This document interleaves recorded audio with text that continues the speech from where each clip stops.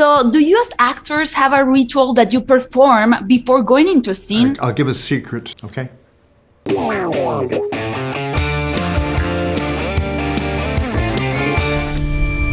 light of the events of the last 12 months,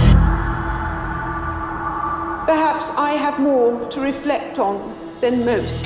Hello, thank you so much for having me. Such an honor being able to speak to you. Thank you. Hello Thank there. you. So something we have learned in the series is that the royal family has a lot of customs, traditions, and rituals. So do you as actors have a ritual that you perform before going into a scene? Like, did you do something in particular to get in character for this series?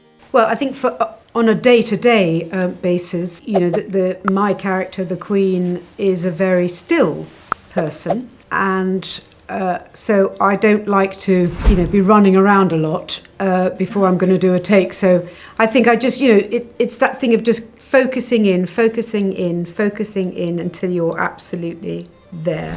I like that anyway, but playing Elizabeth has made that even more possible for me to do. And I don't have a ritual. It's the hour spent in the makeup chair. You start to think about the character, and I'll give a secret. I wear a wig, okay? You wear a wig. I wear a wig as Philip. Not in life. I'd have a bigger one in life if I did. And as soon as I put the wig on, I began to think, oh, he's back, he's there. There he is. Oh, that's amazing. Thank you so much for sharing that with me. And actually, you became the third generation of actors to play these characters on the show. And I'm really curious to know if you're taking the mannerisms and the way of walking, talking from the real person or from the previous actors such as Claire Foy, Matt, Olivia.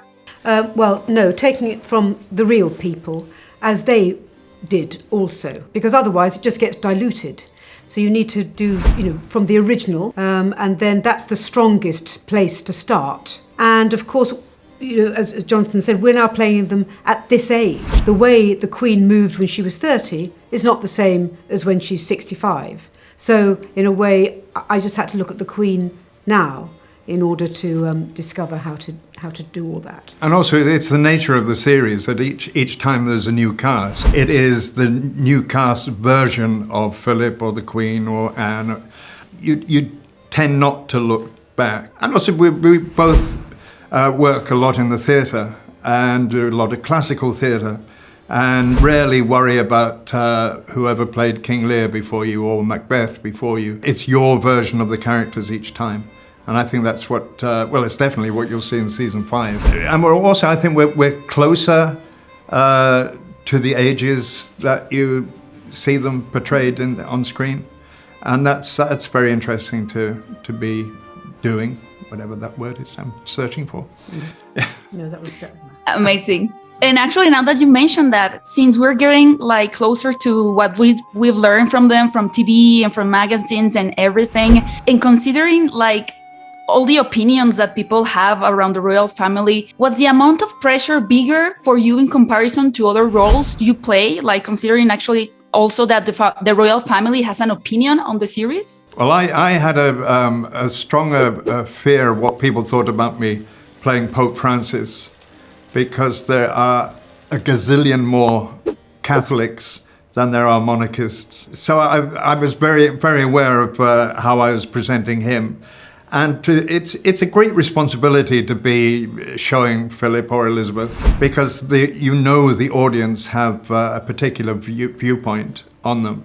And I think what I tried to do anyway is to inform the audience even more about Philip's true character and what he was like, you know, behind the scenes when the cameras weren't on them. So that's the only sense of responsibility I had, to be as honest as possible with him. Through Peter Morgan's writing, of course. I mean, I felt